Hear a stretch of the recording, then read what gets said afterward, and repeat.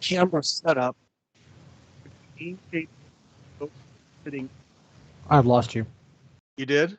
Yes, now you're there. Now you're back. Oh, now I'm back. Okay. Yeah.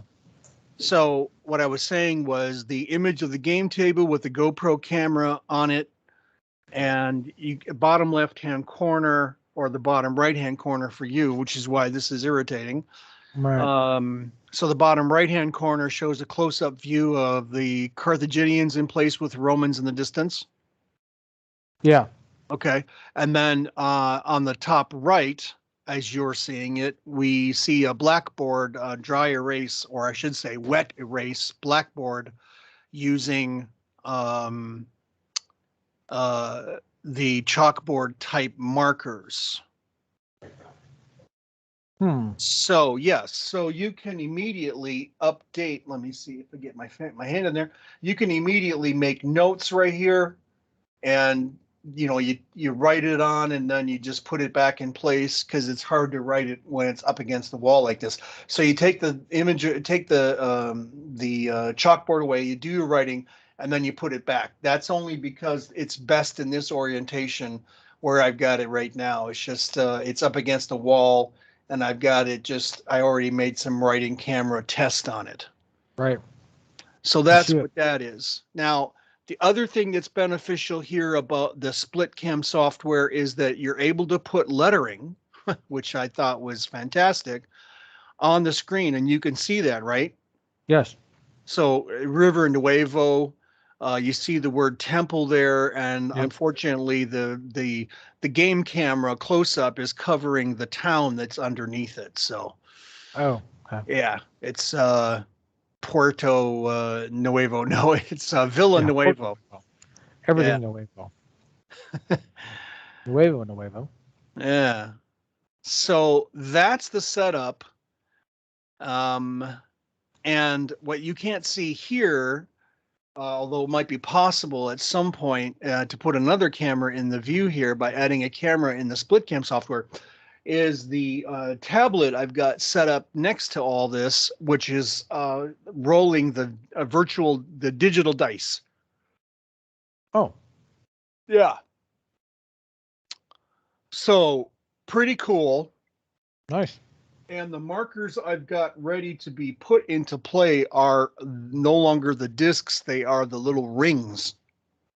Oh, all right. Yeah. So when it comes to having another person do their own broadcasting and tracking and so on, you can use the discs, but the rings are proving to be beneficial because of the fact that they work being rings.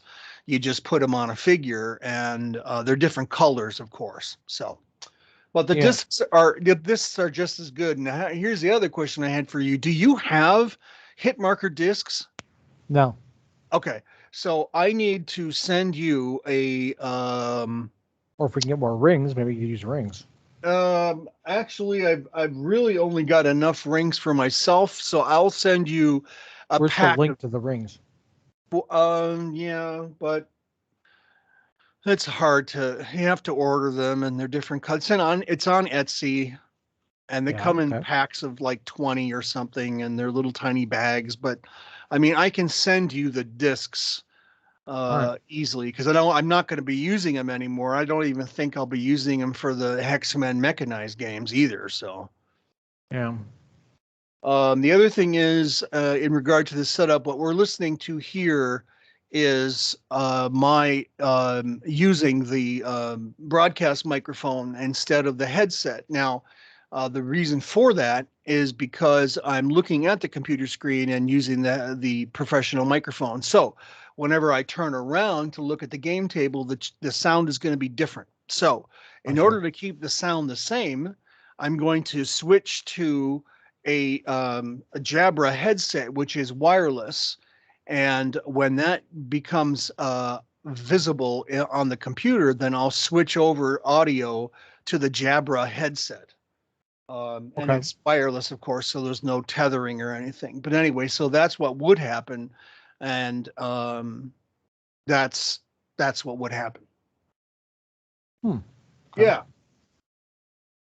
So Interesting. pretty interesting. and I use my phone to take pictures of all these components.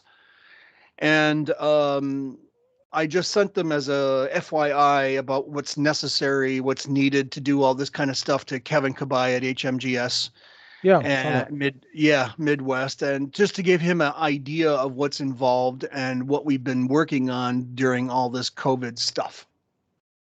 Okay, Yeah, cool. yeah. Much coolness. Having put the ancients on the table, I'm reminded that I haven't yet, because we kind of put everything else on back burner when we did science fiction. I haven't yet modified all these stands to be clear bases, and I am always waffling between mounting figures that all look the same No or point in clear mount. bases. Huh? There's no point in clear bases for ancients, or really even for Well, anything horse and musket. Even why? well, for horse and musket, I can see it because you might be playing on non-green. You might be winter, like it might be tan colored, like we see here. But the point is that in ancients, you're absolutely right. There's really no sense, because it's almost always arid climate, except if you're in England or Northern Europe or any of those environs where you might have a lot of greenness Yep. to the hexagon grid fabric and everything. But yeah, I just wanted to note that I hadn't gotten around to rebasing these guys where all the figures are the same. Right. And the reason for rebasing is the attractive nature. And I waffle because I'm like, well, to give them that look of being so much in variety and so much dynamicism, that the Romans can look all imperial and everything, and Republic, all the same figure. But the wildness of every other, except Greeks, of course, of the figures basing makes them look just it makes them look more dynamic. But now that I got them on the table, I'm like, oh, I really should make all the figures the same wherever possible. In other words, the front rank all looks like one figure, one sculpt, and then the back rank looks like another sculpt, which is what I did with the Romans. Okay. So, that's why I'm waffling on it. I'm not too sure. I don't want to have to go through all the rebasing again, but the fact is, if I was going to do that, I would then start to convert everybody over to clear base. And here's the other reason for the clear base. You could see the lines of the hex right through the unit right now with that tan colored basswood Yeah. or the heavy mat board. You No, can't it's true. see. Yeah. Now, however, the benefit of not having a clear base is look at the contrast of the figures on the base compared to a clear base. Yeah. See, in horse and musket, because we've done all that clear basing stuff, and even in World War II, you don't get a sense looking down at the figures of what the figures are, because it goes straight through. It's clear. Right. So yeah, the benefit of having a solid color shows the figure up the way it does here, especially because the basswood's a natural color and the figures show up high contrast. And that's kind of a desired thing. So again, there's a reason maybe not to do the rebasing, except just to get those figures looking the same, like I said earlier. Right. Yeah, that's a lot of verbiage on my part. That's okay. I Yeah, understand. Makes sense. yeah. Because the thing is, all I'm saying is, in some cases, it may not be worth it because No, you're not gaining that much. no, you're not. And you lose the contrast, like I said. Yeah. Yeah. So really, Uh, it's kind of an up to you, and if you have the time situation, okay. yeah, right. Yeah. The other And, thing is this issue. We've resolved the rivers and the hills and the forest using that audio insulation painted green, which makes the trees so easy to store and whip out. So easy. I really like the idea of using that foam insulation for audio and painting it green. It's like a bunch of pyramids. Right. But the other issue is the fields themselves are in this case just tan colored foamies or Okay. brown colored foamies. And the other thing I tried, and I have this for the horse and musket, of course, and Hexcam mechanized, is the fabric. But the difference is that those things are bordered with fences and glued to either to the fabric or glued to cardstock, and the field itself is either a painted piece of cardstock or it's a foamy or a fabric attached to the cardstock. But the point is, it has a border around it. Now, in both in ancient times, regardless really of what location you're in, you're not going to see bordered fields. No. There's no fence lines, walls. Not no There fence might be lines. walls, but it's rare. Rare. And all the fields are just Frank, just open Frank, tracts of land. to be frank, I haven't got a clue how the hell this worked. What do you mean? Without fields delineating a line of where ownership began and ended, Yeah. I have no idea how the hell they made this work. Like, in other words, so and so owns the hill, okay, but then no one else really knows that he owns the hill because he doesn't have any markers down. Actually, Jeff, they Unless do. to put a stone marker down and said, Yeah. okay, the beyond this stone is mine. Right, exactly. Especially Which, in Western Europe, they did. They had markers as to who owned what. When it became necessary to declare it, because there were such concentrations, you might have a milestone or something similar to a milestone piece of stone, and that stone delineated the ownership. Now, as far as I know, that would be a good point of archaeology to find out how did they know that this was Joe's field and that over there was Sam's field. yeah, Well, if you live in the area, you know those are his cows. Okay, yeah, sure. that's his wheat field. But if you just move to the area, like you're being pushed out by the Huns or you're pushed out by the barbarians, and you end up in this region, you go, whose field is that? I'm taking it. Yeah, Right. So you have a good point. How my did they field now. know? And I don't actually have an answer how they I knew. mean, in Britain, you may have had hedgerows, You do potentially, maybe, but ditches. I mean, this The doesn't make any ditches. sense. Also in France and all northern, eastern, northwestern Europe, you had ditches outlining the place where the agricultural tract of land was best managed. And that was natural runoff, of course. But yeah, you didn't have fences and walls. Only you saw that in England. But even so, in the UK, you didn't have that until later, when things became necessary to border, to keep animals in and so on or whatever. But back in ancient times, no, they didn't have fences around their fields or stone walls. They just, owned it. Hmm.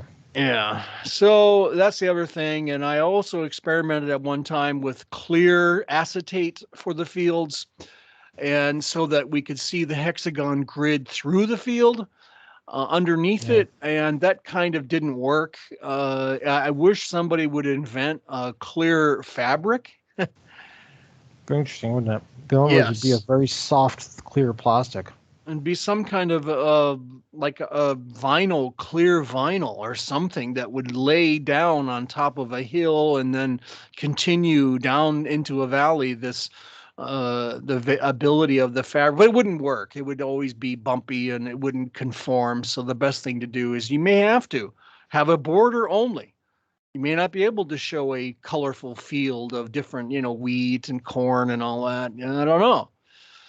Because if I took those brown colored foamies away and put in a border, that'd be fine, but the actual border doesn't exist. No. And that's one way to say it. Okay, hey, it's a stone wall. No, it's not. It's just a ditch. Yeah, sorry, I can't know that. Exactly. Hmm. Okay. Okay. Well, there it is.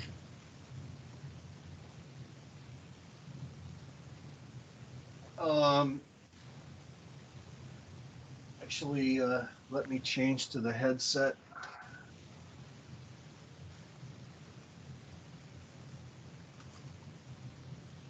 as I go to turn around. Mm-hmm.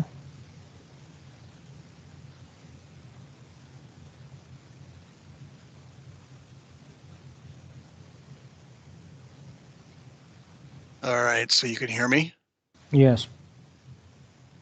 Oh, good. Okay, so that was pretty seamless. When I turned on the wireless headset, it asked me if I wanted to use the headset, and I just answered yes.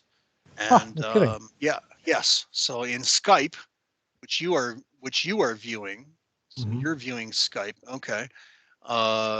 Yeah. So there we are, and now I'm free to turn around and not impact the audio quality. So I'm going to turn around and just talk about something.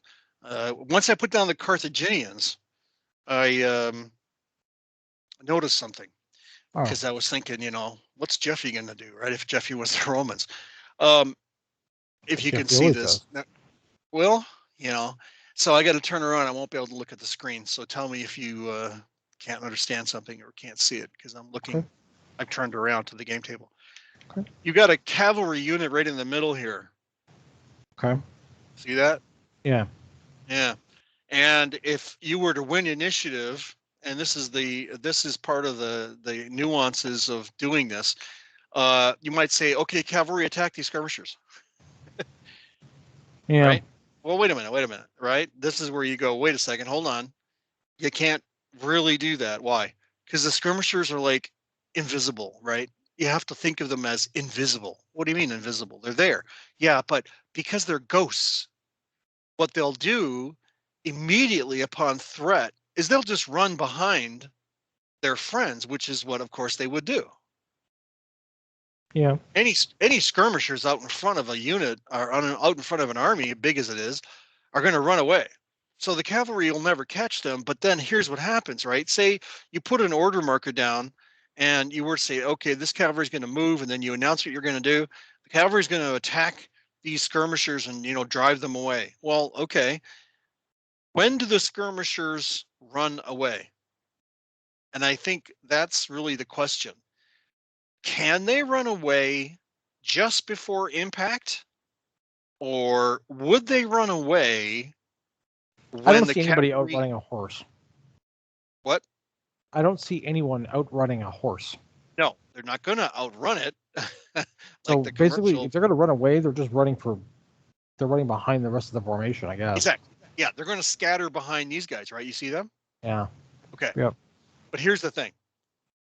The cavalry is ordered to move against these guys to drive them away.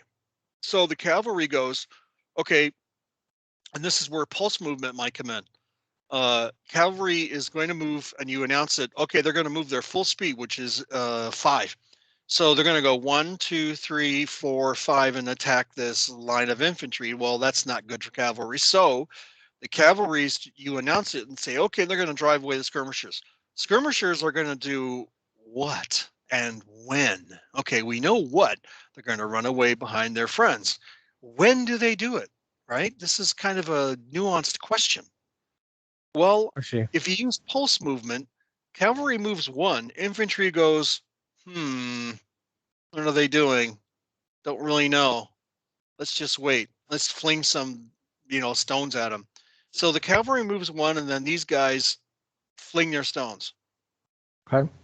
Cavalry continues with their move, and they move 2, and the infantry goes, okay, he's serious. Let's run out of here. So before they get to the melee next neighboring hex, before they get there, the skirmishers scatter through their own lines. Yes. Okay. But see what I'm saying? What I'm illustrating is kind of something we don't really talk about that much. We always just say, okay, it's your turn, you move your full, and that's it. Yeah. And so the skirmishers are always given the ability of running away. Okay, so fine. Even if you were to move 1, 2, 3, 4, and so on, you can't catch the skirmishers in this case because they're just going to run behind their own friends, and the cavalry is going to assume their spot, which is a melee. Yeah. So that's badness. Okay, that's a bad thing because the cavalry would be forced to melee frontally. Now, here comes the next thing. Cavalry says, yeah, it's a feint. Okay, we're gonna say we're gonna drive away the skirmishers. So the rule is, at what point does the cavalry get the ability of stopping so that they don't end up being dragged into a combat? You got to do things by a ZOC for cavalry when skirmishers are present.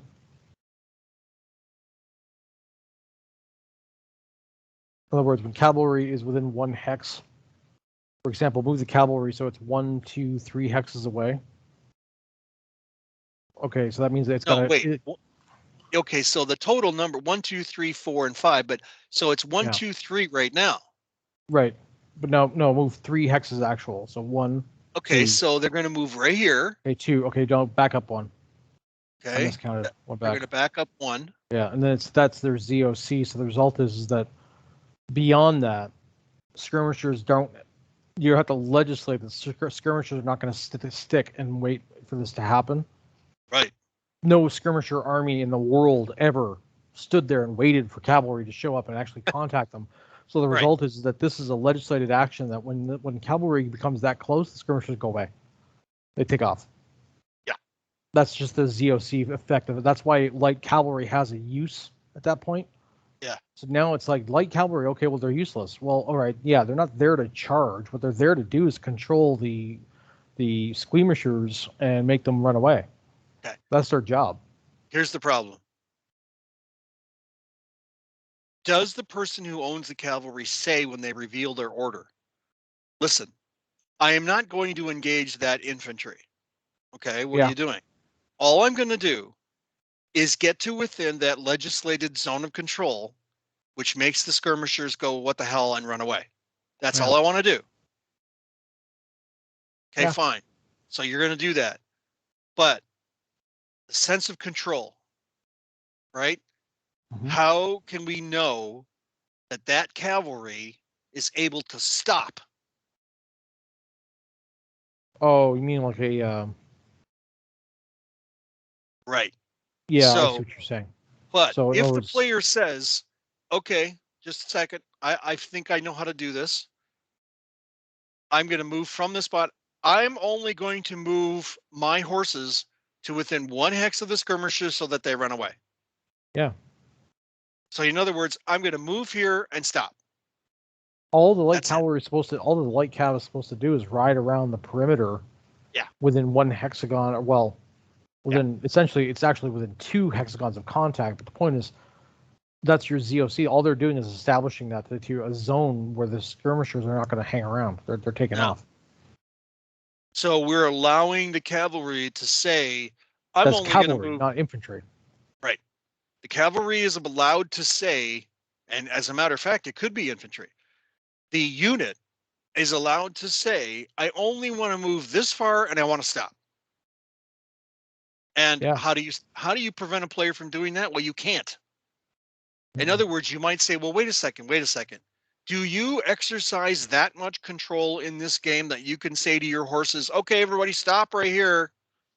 Or do you have to roll a dice to see if you actually do stop where you want to stop? It's the advantage of a light cav. And this is, again, it's another legislative action. So you're saying the impetus of heavy cavalry would be harder to stop? Yeah. Heavy cav is what if they were just walking? They weren't. The thing is, but you can legislate it by saying, okay, in history, heavy cav was not utilized as a shock or as a zone of control against skirmishers. Heavy cav was waiting in the wings for some action. The point is that light cav, though, their whole purpose is really to ride around and basically be harassers and or a control on the very light stuff like a slinger unit. That's their whole purpose. But, and this is the same reason why you don't have infantry saying, well, I'm going to march out there and be ZOC. No, you can't do that. Why? Well, because skirmishers are faster than you are. They're not afraid of you. They know they can get away from you. But they don't know they can. They don't know that they can get away from light cav. This is what I'm saying. This is where the Numidians, for example, if it goes back to a legislative, case, is that the Numidians were good at wiping out recon units because they would that's what their whole point was. They were light cav units, so they would zip around with their little javelins and pick off their recon units. So the Romans would march ahead and lose all their skirmisher units. They had no eyes.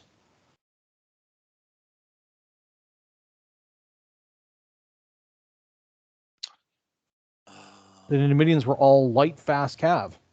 Right, but in this particular case, you're correct. But over here on the right, we do have Celtic cavalry, which we are treating as That's heavy or medium. well, it's medium. They are somewhat armored. Okay. Yeah. Okay. So anything that's not Numidian or a similar ethnic background, being super light, in other words, Yeah. is going to be medium. And even the Roman cavalry is medium. It's medium not to heavy. Yeah. Unless they're cataphract, unless they're fully armored like Roman. We actually classify that as that's like a those are knights, right? Yeah. I mean, the thing is, when you think about it, heavy cavalry, that's Roman cav. That's they were classed as heavy because they had armor on. Their horses potentially had bits and pieces here and there. But the point is, your heavy cav is like your Roman cav. Your possibly, I guess, your Celtic cav, which I don't quite understand, but I guess because they're wearing mail. Oh, okay. Well, all right. They're armored more cav. than they're just armored more than Numidians. Because I mean, what's kind of goofy is the connotation being that the heavy aspect does not only generally mean what they look like or what they're equipped with, it's also in how they were trained or designed. Right. The Roman cavalry is essentially a vestigial leftover of Greek cavalry and or Alexander's companion type design. This is what they are. They're a shock cav unit. They're not very, strangely enough, they're not very good at their job. But, it is what it is. Right. So, in our little demonstration here, the cavalry announces itself, I am moving. Yeah. Why? Because he cannot tell the opponent what his true intention is. He can't say, and this goes to the opposite of what I just said earlier, because the cavalry doesn't want to get sucked into a melee, so he doesn't say, I'm moving. He doesn't classify how much he's moving, almost as if it has to be a secret order. So, because the person on the receiving end is going to go, well, cavalry's moved that far. How far do we know they're going to move? And then the player reveals his order, which is to say, okay, I only wanted them to go there to threaten these guys so they would run. He can't announce that because this guy will know, oh, okay, he's only going to move there, so we're not going to run away. See what I'm saying? They don't have a choice. The skirmishers don't have a choice because the skirmishers are not a formation that's going to stand to receive battle. So what you're saying is that this is probably something we haven't legislated, that if skirmishers if skirmishers are in one hex of an opponent, light cav. Well, I think it has to be any opponent except other skirmishers. No, because the skirmishers will sit there and wait until the melee action is approaching and then run away behind their guys. The whole so you mean that if it was infantry, the skirmishers would wait to right here? Yeah, look at the mission of look at a Roman V-light. Their whole entire mission is to get out there and fling their javelins, which is basically point blank range, and then run away.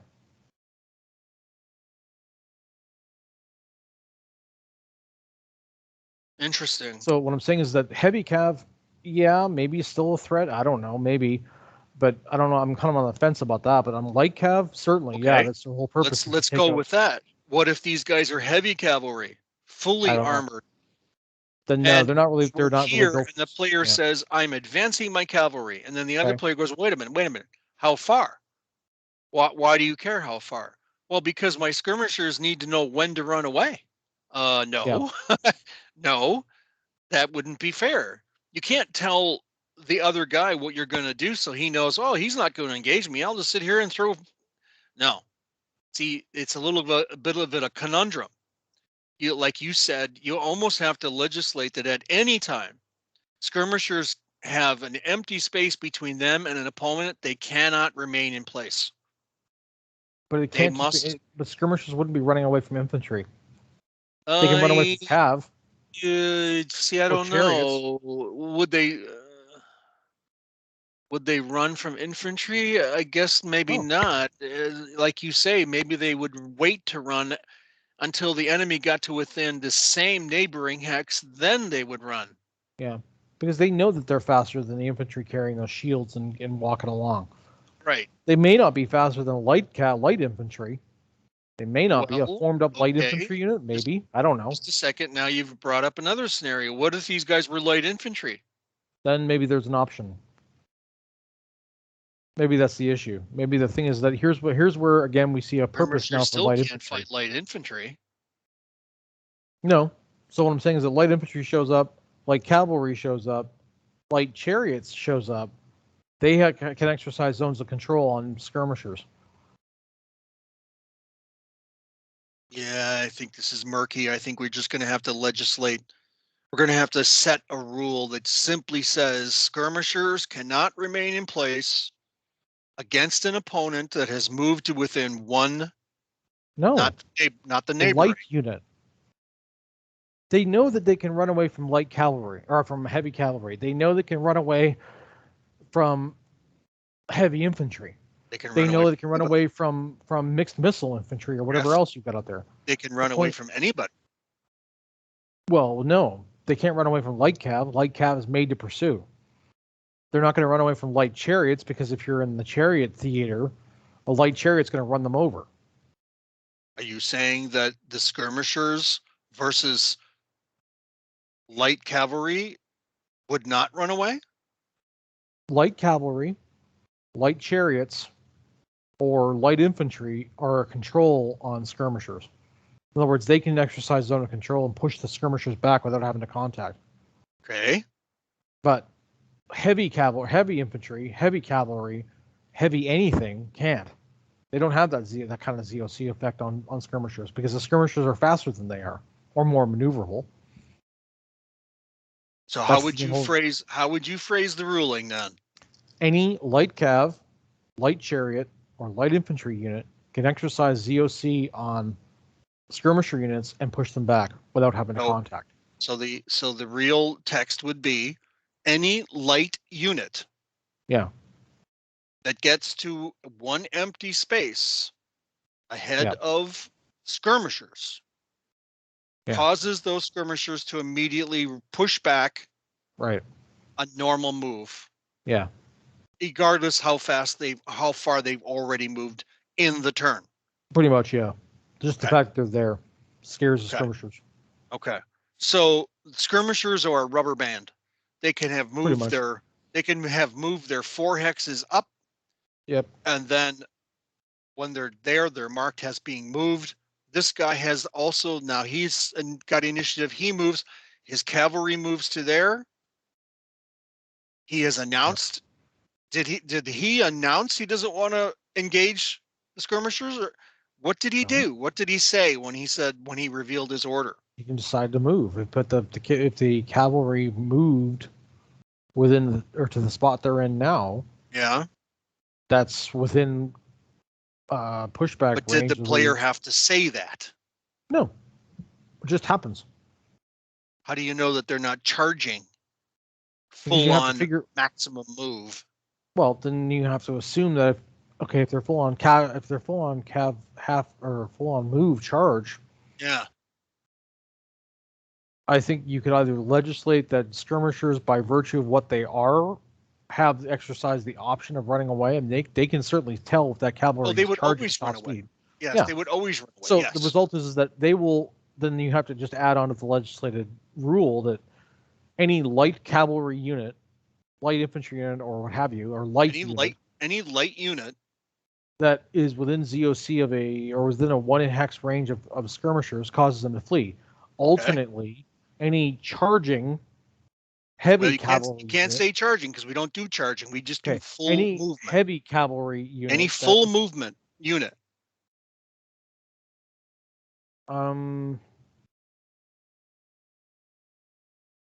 Well, okay, heavy cavalry. This would apply to heavy cav. It won't apply to heavy infantry.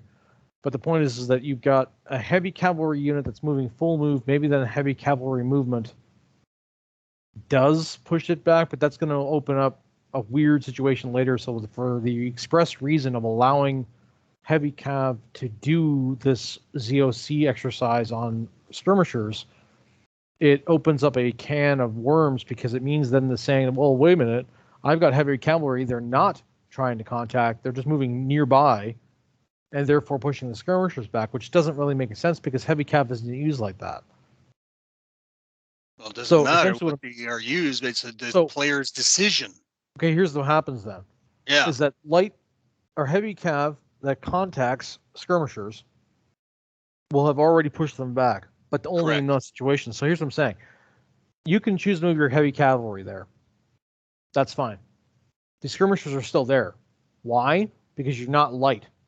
But if you move your heavy cav and moved them into contact with those skirmishers, the skirmishers still run away. Well, the guy will say, wait a second, why can't I contact them? Because you can't. Correct. You're heavy cavalry. You're not built for this purpose. We know this. Yeah. Okay. So there's your rule. In other words, any light unit that moves within a 1 hex radius of, or whatever this is, that range is, I guess, 1 hex adjacent. How do you say that? But whatever the point is. It's one empty space. Okay, within one empty space of a skirmisher unit pushes it back automatically. Doesn't matter what they're doing. But a heavy cavalry unit may contact, by virtue of its speed, a skirmisher unit, but will never actually contact them. The skirmisher unit will flee. Okay. It's an important it's an important difference. See, we've had this huge discussion because we don't always have a situation like this, because it doesn't seem to happen very often. But when I put these guys out there, I'm like, wait a second, this is really interesting. What's going to really happen here? Yeah. If you have the I go, you go, A player and then B player situation, if you have one player initiating and moving before the other player, this is one of those nuances of time and space that we talk about all the time. But now we're illustrating what the situation is based on the type of unit doing the thing. Yeah, that's really, so. To be honest, that maybe actually be the next phase of the rules. I think because as we go, because as we go forward, I'm looking more and more. I'm thinking, well, if you want to simulate, if you want to, there's that word. If you want to simulate any sort of linear historical battle like this, especially for ancients, units had a specified purpose given to about what they were. So in other words, you had skirmisher units. That's a skirmisher unit. In a lot of cases, in our own battles, we don't necessarily use a skirmisher unit as they would have been used, simply because we don't have that. But the point is that by legislating the rule, it starts to develop a rhythm or a guideline that says, okay, look, this is the way it works. Yeah. In other words, you're legislating the answer because this is how history portrays them, and this is how history has been observed, how they function under observation of history. And that's how it works, I think.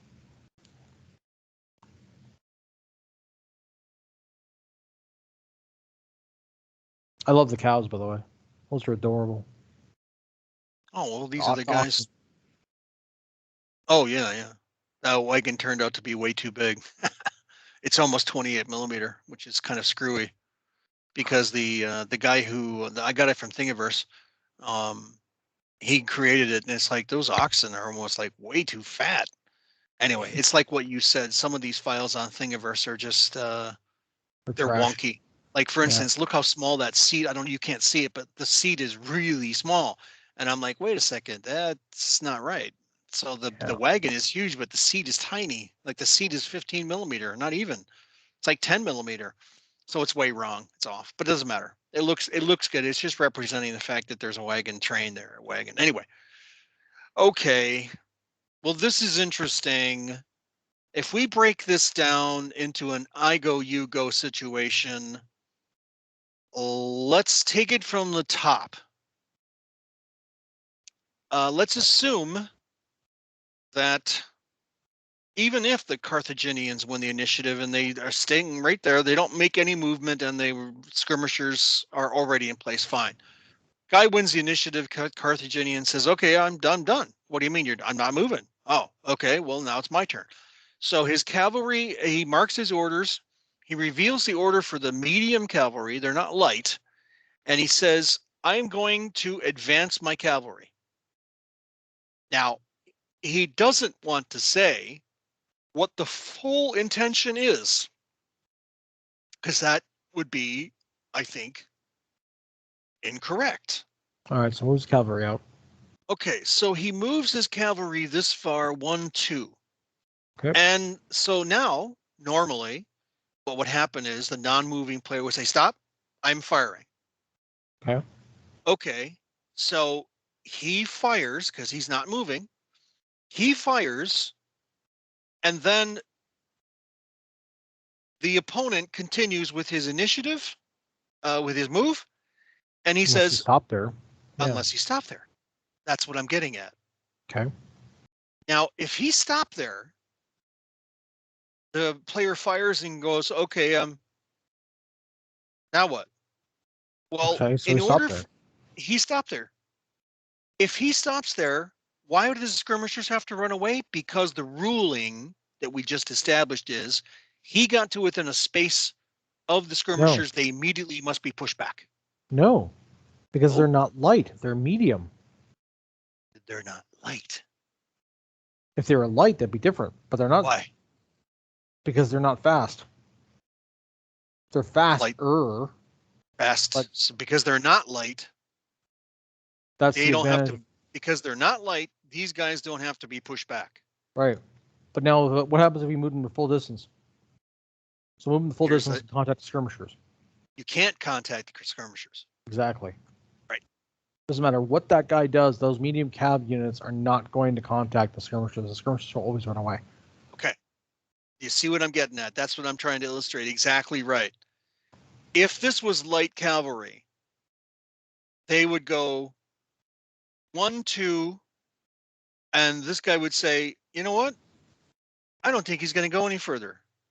So I'm actually just going to fire and sit there. He still has to be pushed back. Still must be pushed back. So the point is, the minute the light cav cannot remain. He doesn't get a chance to fire. There. He runs. But the point is that he doesn't get the chance to fire because the light cav shows up to push him out. Well, wait a minute. Hold on. The ruling of the system is the non-phasing player, which is this guy's not phasing, he's done. This guy is the phasing player.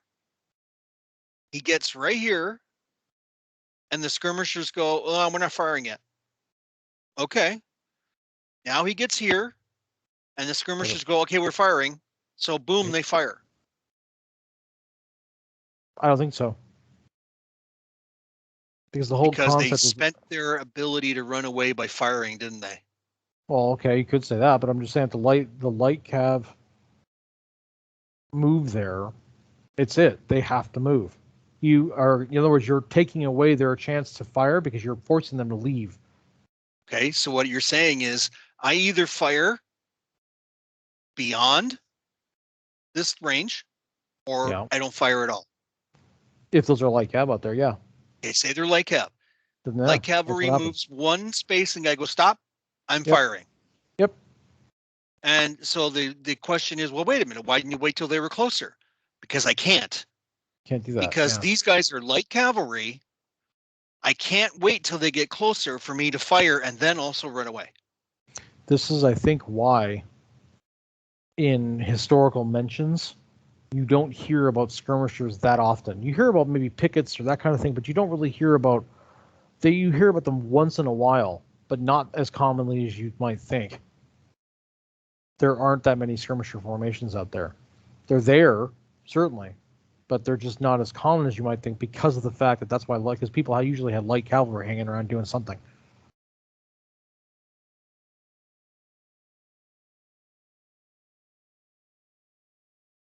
You didn't have massed formations of skirmisher type people. No, I didn't say they're massed. They're a skirmish line. No, I These don't mean that. guys, What I mean is that okay, these that guys are, line these that guys, line is probably 200 men.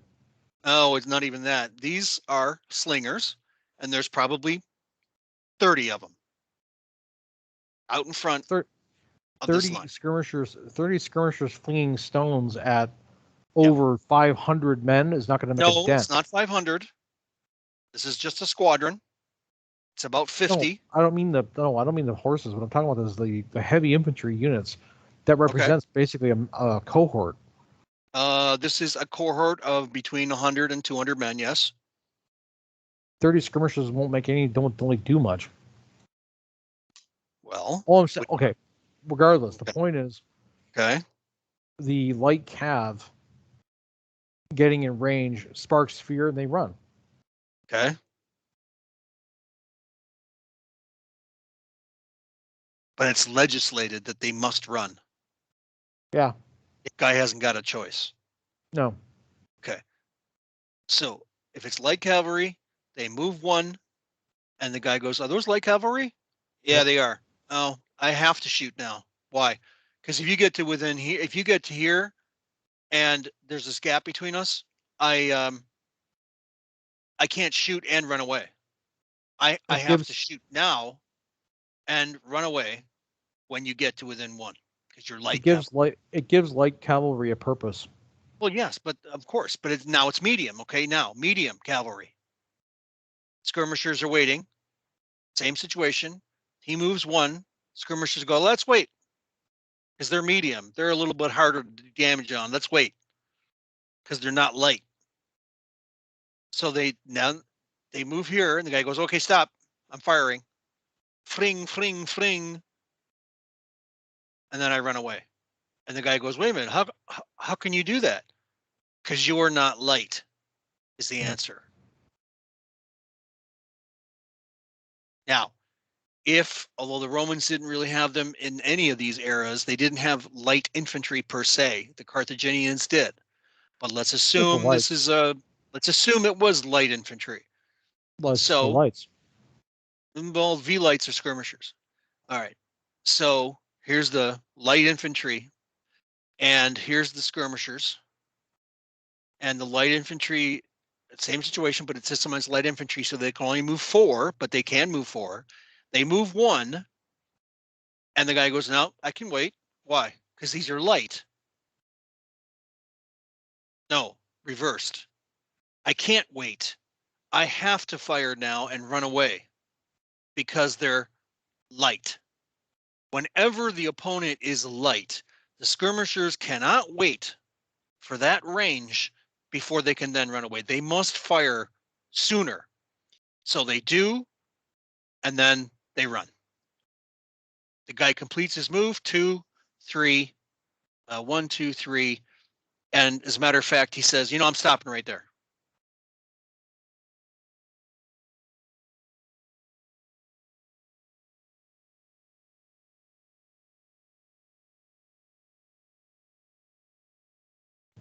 Exactly. Can you imagine giving an order? Hey guys, what? We want you to go up just to be for, a couple 30 feet ahead of these guys. Call it 50 yards. Just go within 50 yards and stop. Oh, why? So they run away. Oh, well, why don't we continue? Because we don't want your light infantry. You don't want you clashing with these guys. Forget it. You won't, even if it's the full line of us, you're late. Your job is not to engage like that. Oh, so just go up here and stop. Yeah, just go up there and stop. What if they were Mongols? Mongols would be treated as barbarian. They're completely different.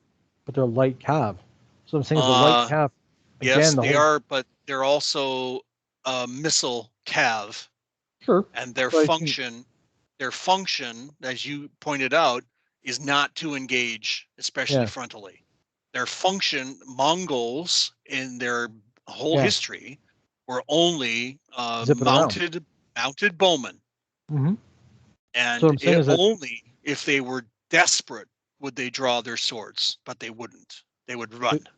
The whole concept being that you have to start putting in some legislations in order to properly reflect at least some of the flavor of what the actual genre is.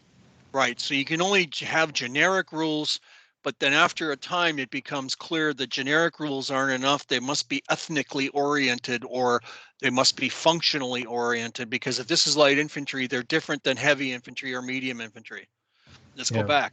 These guys are now medium infantry. Here's your here's not light infantry. This is your skirmishers. So this is medium infantry. They move here, and these guys go, I don't have to run. Why? Because he's medium and or heavy.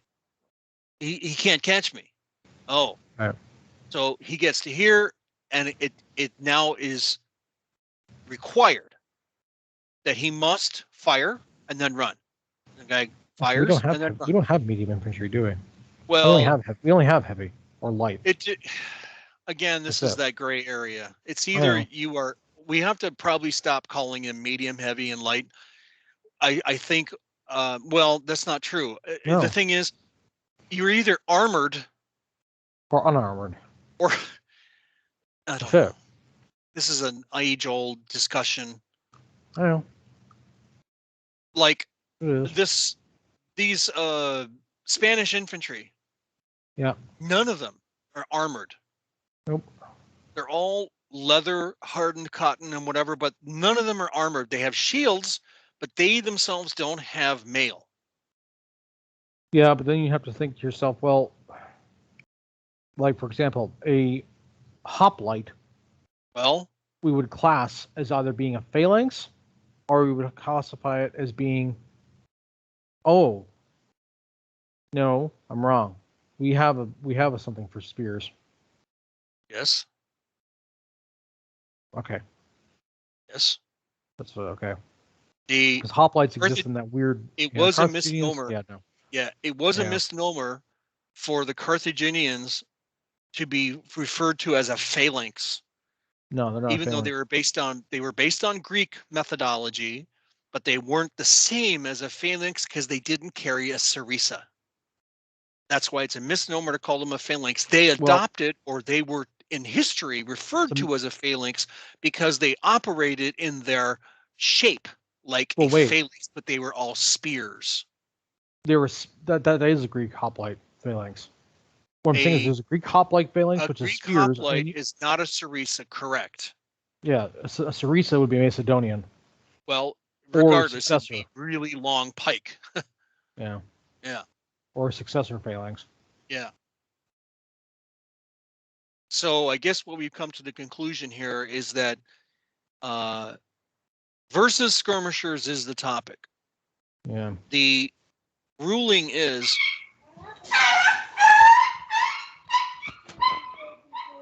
good Lord. Good Lord. Okay, well, that's probably a good sign that we stop right now because something has happened. No, it's fine. It's just somebody must have stepped on somebody.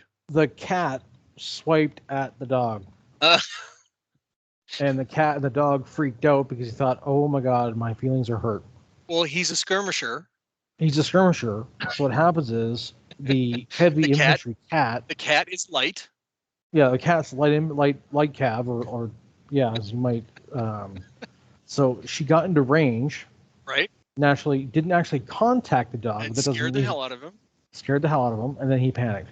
Right, because he thought, I can't get away if I don't run now because they're light. And I have to scare her off by yelling at her. Which is his version of throwing stones. Now he's throwing a stone from a distance underneath the couch. Right. Oh, he's under the couch, right? Okay. All right. Well, this wasn't the intention for this, but I'm glad we did it. It's a long segment. Yeah. I think that's really good. So I suppose we'll sign off. Okay. And did the thing stop recording? No, it's going by itself. That's an hour recording. Wow. So that's very interesting how that transpired. And so in closing, let's do a little, if I can get a close-up shot. I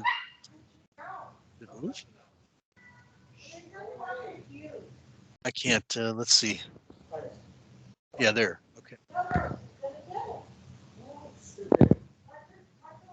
All right, you can see the shadow of the camera. Okay, so unfortunately, can't do anything about that. This is the GoPro. I can't. All right. So anyway, there's a close up with a shadow of the Romans.